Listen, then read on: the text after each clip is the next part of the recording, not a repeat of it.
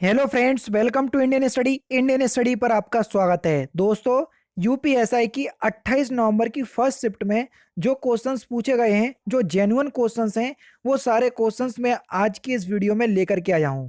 आपसे एक बार फिर बोलूंगा, ये सारे ही क्वेश्चंस जेन्युइन हैं। जो बच्चा 28 नवंबर की फर्स्ट शिफ्ट में एग्जाम देकर के आया है, तो कमेंट बॉक्स में बताइएगा क्या ये क्वेश्चंस पूछे गए थे। जितने भी आज तक मैंने वीडियो प्रोवाइड करवाई हैं आपको यूपीएसआई की एनालिस्ट से, वो सारी वीडियो मेरी जेन्युइन है, क्योंकि कई बच्चों ने कमेंट किया हुआ है। तो आप लोगों से बोलूंगा कि जो भी एग्जाम देकर के आया है कमेंट बॉक्स में बताइएगा।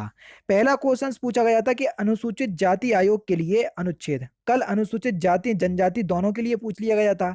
आज अनुसूचित जाति आयोग के लिए अनुच्छेद आपसे पूछा था, जो कि अनुच्छेद 338 में वर्णित है। ठीक है। एक क्वेश्चन आपका एंग्लो इंडियन से संबंधित था। एक्चुअल में क्वेश्चंस क्या था बच्चा वो नहीं बता पाया। ठीक है। तो कुछ कह रहा है कि एंग्लो इंडियन से एक क्वेश्चंस पूछा गया था, तो जो मैंने आपको बता दिया। गांधी जी के राजनीतिक गुरु आपसे पूछे थे, जो कि गोपाल कृष्ण गोखले हैं। ये क्वेश्चंस आपसे पूछा गया था। थर्मामीटर मापने के लिए किसका प्रयोग किया जाता है? ठीक है। ये वाला क्वेश्चंस देखने को मिला था। तो थर्मामीटर मापने, सॉरी, तापमान मापने के लिए किसका प्रयोग किया जाता है? तो तापमान मापने के लिए किसका प्रयोग किया जाता है? तो सही आंसर हो जाएगा आपका थर्मामीटर का। ठीक है। महाबलीपुरम मंदिर कहाँ पर स्थित है? तो महाबलीपुरम मंदिर, ये जो आपका स्थित है, ये तमिलनाडु में स्थित है। कहाँ पर? तमिलनाडु में। तो ये वाला क्वेश्चंस देखने को मिला था। छठवां विश्व हिंदी सम्मेलन कहाँ पर हुआ? तो मैं आपको बता चुका हूं कि छठवां विश्व हिंदी सम्मेलन जो है वो लंदन में हुआ। कहाँ पर सर? लंदन में। तो ये वाला क्वेश्चंस देखने को मिला था। नेक्स्ट क्वेश्चंस स्टार्ट करने से पहले मैं आपको बता दूं, दोस्तों, अगर आप उत्तर प्रदेश के किसी भी एग्जाम की तैयारी कर रहे हैं तो अनअकैडमी आप लोगों के लिए लगातार कोर्स चलाती रहती है। आप सभी लोग जानते हैं लेखपाल की वैकेंसी बहुत जल्दी आने वाली है। तो अनअकैडमी पर आपको लेखपाल का भी बैच देखने को मिल जाएगा। यूपी पुलिस कांस्टेबल की वैकेंसी आने वाली है, तो अनअकैडमी पर आपको यूपी पुलिस कांस्टेबल का भी बैच 29 नवंबर से जो स्टार्ट हो रहा है वो देखने को मिल जाएगा। पीईटी की तो हर 6 महीने में होना है, 2022 में होना है, इसका भी कोर्स देखने को मिल जाएगा। या उत्तर प्रदेश के अंदर जितने भी आगामी एग्जाम है सभी के कोर्स आपको देखने को मिल जाएंगे। अब इसके लिए आपको केवल और केवल एक बार सब्सक्रिप्शन परचेस करना है। हर कोर्स के लिए अलग से पैसे नहीं देने आपको, जो कि अदर प्लेटफॉर्म आपसे लेते हैं। तो आपने UPPSC UP triple SC category के अंदर सब्सक्रिप्शन परचेस कर लिया, उस कैटेगरी में जितने भी कोर्स चलाए जा रहे होंगे आप सभी को एक्सेस कर पाओगे, जो कि अनअकैडमी की सबसे खास बात है। देख लीजिए, ये आपका यूपी पुलिस कांस्टेबल का बीर complete batch for UP police constable 29 नवंबर से स्टार्ट हो रहा है। इसमें भी आप क्या कर सकते हैं? एनरोल कर सकते हैं। लेखपाल का भी बैच देख सकते हैं, पीईटी का भी बैच देख सकते हैं। आगामी जितनी भी वैकेंसियां हैं सभी का बैच में आप एनरोल कर पाओगे। सब्सक्रिप्शन आपको एक बार परचेज करना है। डिस्क्रिप्शन में लिंक दिया हुआ है, जरूर से आप परचेज कीजिएगा। परचेज करने के दौरान रेफरल कोड का ऑप्शन आएगा, तो अपने चैनल का नाम विदाउट स्पेस, हम बता दे रहे हैं आपको, विदाउट स्पेस आपको अप्लाई करना है। क्या? Indian study. क्या sir? INDIAN, Indian, STUDY, Indian study, ये आपको अप्लाई करना है। जैसे ही आप अप्लाई करोगे इंस्टेंट आपको 10% का डिस्काउंट भी प्राप्त हो जाएगा। ठीक है। अब देखते हैं नेक्स्ट क्वेश्चन। एक क्वेश्चन आपका ये पूछा गया था कि विश्व हिंदी दिवस कब मनाया जाता है। कल हिंदी दिवस के बारे में पूछा गया था थर्ड शिफ्ट में। आज पूछ लिया विश्व हिंदी दिवस कब मनाया जाता है, जो कि 10 जनवरी को मनाया जाता है। ठीक है।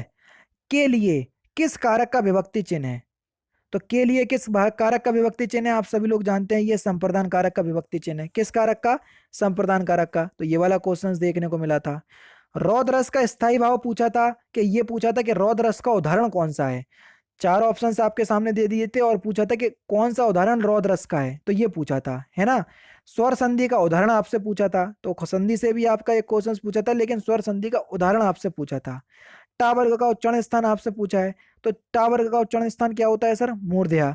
मूर्धया जो है ये टा वर्ग का उच्चारण स्थान होता है। ये क्वेश्चंस देखने को मिला था। छठवीं अनुसूची में कौन शामिल नहीं है, कौन सा राज्य? तो आप सभी लोग जानते हैं, जो शामिल हैं उनको अगर आपको याद होगा तो आप आसानी से बता सकते हो। ठीक है। असम, मेघालय, त्रिपुरा, मिजोरम, ये सभी जो है वो किसमें शामिल हैं? ये छठवीं अनुसूची में शामिल है। लेकिन हालांकि ऑप्शंस में मणिपुर ही होगा, क्योंकि एग्जामिनर आपसे चाहता है कि आप लोग घूम जाएं, तो मणिपुर ही ऑप्शंस में दिया होगा, जितना मैं आपको समझ पा रहा हूं मैं। ठीक है। 42वां संविधान संशोधन 1976 के द्वारा कौन सा अनुच्छेद जोड़ा गया था? तो आप सभी लोग जानते हैं अनुच्छेद 48A जोड़ा गया था, जिसमें पर्यावरण संरक्षण के बारे में बताया गया है ना। तो अनुच्छेद 42वें संविधान संशोधन के द्वारा अनुच्छेद 48A जोड़ा गया था, वो भी किसमें, डीपीएसपी में, यानी कि राज्य के नीति निर्णय तत्वों में जोड़ा गया था। तो ये एक क्वेश्चन है।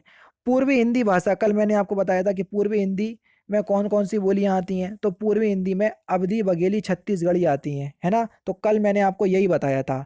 कल ये पूछा था कि पूर्वी हिंदी का अपभ्रंश कौन सा है, जो कि अर्धमागधी अपभ्रंश है, कल मैंने आपको बताया था। और पूर्वी हिंदी की जो बोलियां हैं वो है अवधी, बघेली, छत्तीसगढ़ी। तो आज जे आपसे पूछ लिया है ना, तो ये वाला क्वेश्चंस देखने को मिला। 73वें व 74वें संविधान संशोधन के समय भारत के प्रधानमंत्री कौन थे।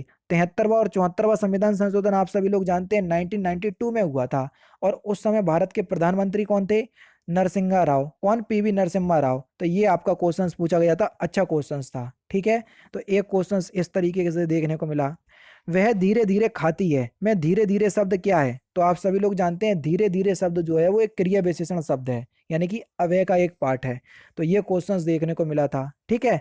शुक्ल का विलोम शब्द आपसे पूछा है कि शुक्ल का विलोम शब्द क्या है, तो शुक्ल का विलोम शब्द है आपका निशुल्क। क्या है सर, निशुल्क। शुल्क माने यानी कि पैसा पैसा देना, और निशुल्क माने कि बिल्कुल फ्री, है ना। तो कहते नहीं है परामर्श शुल्क मेरा 200 रुपये है, डॉक्टर के पास लिखा होता है परामर्श शुल्क, आप उससे जो परामर्श लेते हैं। शुल्क माने होता है देना, और निशुल्क यानी कि बिल्कुल फ्री, समझ गए। जूम ऐप के संस्थापक कौन है, ये क्वेश्चंस पूछ लिया, क्योंकि आप सभी लोग जानते हैं कि जितने भी आपके कोरोना वायरस के कारण जितने भी काम थे सारे जूम ऐप पे शिफ्ट हो गए थे, सारी मीटिंग इसी के द्वारा ली जाती थी। तो जूम ऐप काफी सुर्खियों में रहा था, इस वजह से ये पूछ लिया कि जूम ऐप के संस्थापक कौन है। एरिक युआन जो है वो जूम ऐप के संस्थापक हैं। तो ये क्वेश्चंस देखने को मिला था। एनीमिया रोग किसकी कमी के कारण होता है, ये क्वेश्चंस देखने को मिला था। तो एनीमिया रोग जो है ये आयरन की कमी के कारण होता है, किसकी कमी के कारण, आयरन की कमी के कारण होता है एनीमिया रोग, ठीक है। ये क्वेश्चंस देखने को मिला था। एक क्वेश्चंस था कि निम्नलिखित में से सबसे पुराना अधिनियम कौन सा है, बच्चा बता रहा था ऑप्शंस में पर्यावरण संरक्षण अधिनियम, वन्य जीव संरक्षण अधिनियम, बाकी दो ऑप्शंस उसको याद नहीं रहे, तो बोल रहा था ऐसे 4 ऑप्शंस दिए थे, अगर आपको उनकी डेट याद है तो आप आसानी से बता सकते थे कि निम्नलिखित में से कौन सा अधिनियम जो है वो सबसे पुराना अधिनियम है। तो ये कुछ क्वेश्चंस देखने को मिली। मैथ का लेवल वही है जो पहले दिन से है, यानी कि मैथ सिंपल है, बस कैलकुलेटिव आ रही है जो ज़्यादा टाइम टेकिंग है। रीजनिंग में आपको मिरर इमेज से क्वेश्चंस देखने को मिला था, ठीक है। और डायरेक्शन से 3-4 क्वेश्चंस देखने को मिले थे, कथन निष्कर्ष से 2-3 क्वेश्चंस देखने को मिले थे, ब्लड रिलेशन से आपको 3-4 क्वेश्चंस देखने को मिले थे। जो मैथ का लेवल और जो टॉपिक है वही टॉपिक से क्वेश्चंस आ रहे हैं, यानी कि 1-2 क्वेश्चंस, 2-3 क्वेश्चंस आपके लाभ हानि से पूछ रहा है, एक आध क्वेश्चंस पार्टनरशिप से पूछ रहा है, एक आध क्वेश्चंस आपका CISI से पूछ रहा है, तो और कार समय दूरी, ठीक है, यहाँ से क्वेश्चंस पूछ रहा है। तो ये कुछ टॉपिक है जहाँ से लगातार आपसे एग्जामिनर क्वेश्चंस पूछ रहा है। बाकी जिनका भी आगामी दिनों में एग्जाम है उनसे यही कहूंगा कि इत्मीनान से पेपर दो, कहीं भी कोई दिक्कत नहीं होगी, बस डरना नहीं है, आराम से एग्जाम दे करके आना है, ठीक है। हाल ही में बहुत जल्दी मैं कट ऑफ की वीडियो अपलोड कर दूंगा, लेकिन जब तीनों फेज हो जाएंगे तभी, क्योंकि कई बच्चे, कई लोगों ने या कई यूट्यूबर्स ने बता दी कट ऑफ, लेकिन मैं फेज बाय फेज बनाता तो वो भी एक बना सकता था, लेकिन मैंने सोचा कि एक बार पूरे एग्जाम हो जाए उसके बाद कट ऑफ की वीडियो बनाऊंगा। जिस तरीके से मैंने यूपीएसआई की तैयारी करवाई उसी तरीके से मैं आपको यूपी पुलिस कांस्टेबल की भी तैयारी करवाऊंगा, क्योंकि यूपी पुलिस कांस्टेबल और यूपी लेखपाल की वैकेंसी आने ही वाली है लगभग, ठीक है। तो चलिए मिलते हैं फिर नेक्स्ट क्लास में, नेक्स्ट सेशन में। जय हिंद, जय भारत।